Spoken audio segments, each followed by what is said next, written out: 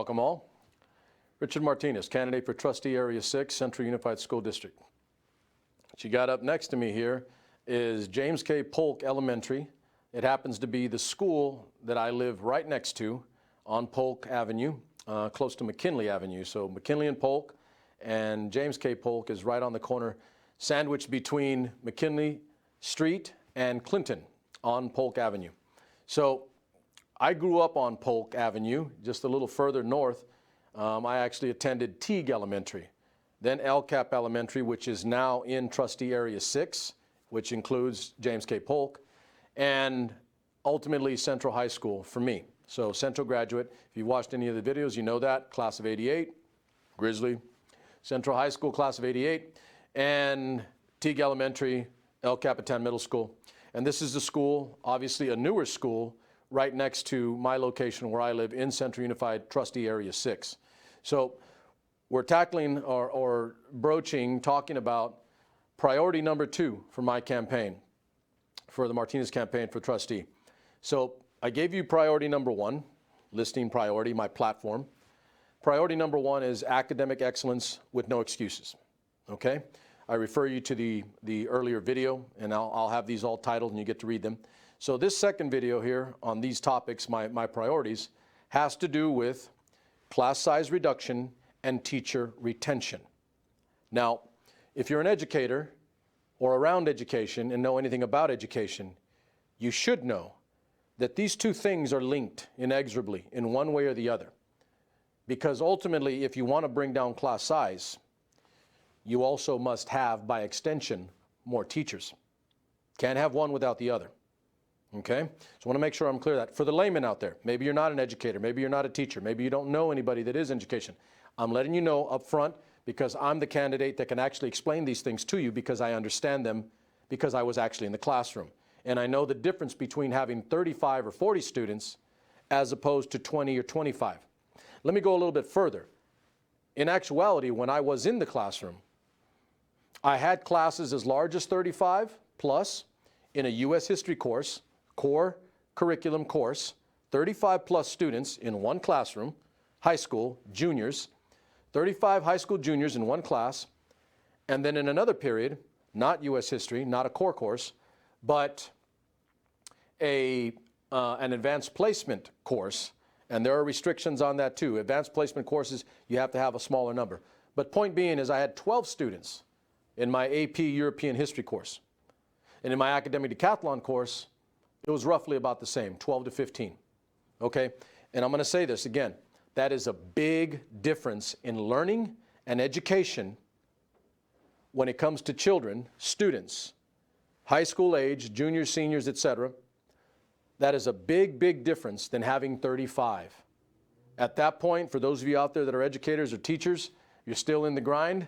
I'm not, but if you still are, you know what I'm talking about.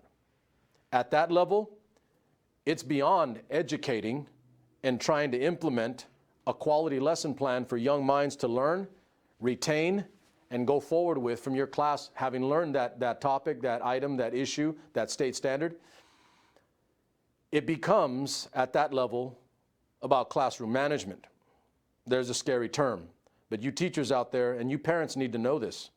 Classroom management means, do I have control of the class because students are doing other things, they're acting up, they're not paying attention, they're not listening, they're on their whatever, if their device, you're not supposed to have them, but you get my point. They're not focused on the learning, they're not focused on the education that the teacher's trying to give to them. That happens on a daily basis. And it's not because of, you know, any want on the part of a teacher, but I'm speaking to you teachers now. If you're in a class of 35, it's about classroom management and trying to get the curriculum done and trying to get a state standard across and trying to finish that lesson plan. As opposed to 20 students or 25 students, and now it's much easier to get that across because you don't have as many little bodies and eyes to address and focus on. Smaller class size means better education. Smaller class size means the teacher can actually teach to a higher degree. Some of you out there that think some teachers are not that good because they're not getting it all into their kids' heads, the kids' heads before they're done with the school system. What if you're looking at a 35, 40 room of students? That teacher's surviving just trying to keep the class focused and disciplined when it comes to the lesson. You put them in a room of 20 or 25, teachers begin to look real good, real fast. You want to know why? Because they could actually teach. And there's a novel concept, right? That's very novel, that they could actually teach. My point is, if we as a school district, if I as a trustee, if the administration and leadership in our school district gives teachers a better opportunity to engage with their student, to teach their student, to keep attention of their student, to keep their kids focused on the material, the curriculum, the lesson plan, then you know what happens in a school district? The quality of education immediately goes up. That can happen immediately if we bring class size down. Okay? Teacher retention. In school districts where it's difficult and class sizes are large, it's hard to keep newer teachers in that first 2 to 3 year window when they either make it or break it. They will leave for another school district that either pays them more, because that's part of an equation, whether we like it or not, or maybe they get paid the same amount, but they go to another school district where the class size is 5 to 10 students smaller. They will leave us, and we can potentially lose a really good teacher. So teacher retention. We have to keep the teachers we have, give them the ability to be better, make them better through leadership, through administration. Show me a bad teacher, I'll show you, or better yet, show me a bad teacher that's been there a long time, I'll show you a bad administrator. Because a leader needs to acknowledge, find, and correct bad teaching. That's their job. They need to do that. I'll hold them accountable for it. If not the individual administrator, and I'll hold it from the top down. Okay? So class size reduction and teacher retention. We're in a fight right now to hire and keep the best teachers, not only in our area, but in the region. I want to make Central Unified the place that all of the most talented young teachers come to. Because one, they get paid a decent, good wage, they have good benefits, they can come and live in a good community, and they can come to a class that isn't ridiculously large, and they could actually do their job. And you know what they'll do? They'll stay with us, and we'll build a teaching staff that stays, that is engaged, that wants to be here, doesn't want to leave, and loves their job, going to work every day because they're looking at 25 faces instead of 40. And they know they can do their job to their best level, to the best of their ability. And I'm saying that because I'm a former teacher. I know the difference. I know walking into that classroom and seeing those faces ready to go. They can't wait to see what Mr. Martinez is going to roll up on them next in quality, in education, in material, in curriculum, in a lesson plan. That's what we need here. That is priority number 2 for me. And those two things are linked. Bring down class size, especially in the age of COVID, the coronavirus. I will make this promise, and I will put this on record because I've done this before. I did it with an administrator in our school system. I said, if the average class size building, meaning we build schools, and the state provides us with the minimum standard, you need to have this many square feet per class. I get that. The administrator told me, well, that's what we build to. My question to the administrator was, why do you just build to the minimum? Central Unified should not be building to the minimum standard. I said, add 5 to 10% in space and square footage so that our classrooms are actually bigger. You heard what I said, that our classes are actually bigger. Yes, it'll cost us some more, and that's why they keep the cost down so they can do the minimum. But I'm going to ask you a question that you need to answer for yourself as a parent. Do you want to sacrifice your child's quality of education for a few bucks when we can get this done right, cut the things that we don't need, cut the things that are excess, and put it right back into the classroom in terms of quality facilities? Little kids need space, ladies and gentlemen.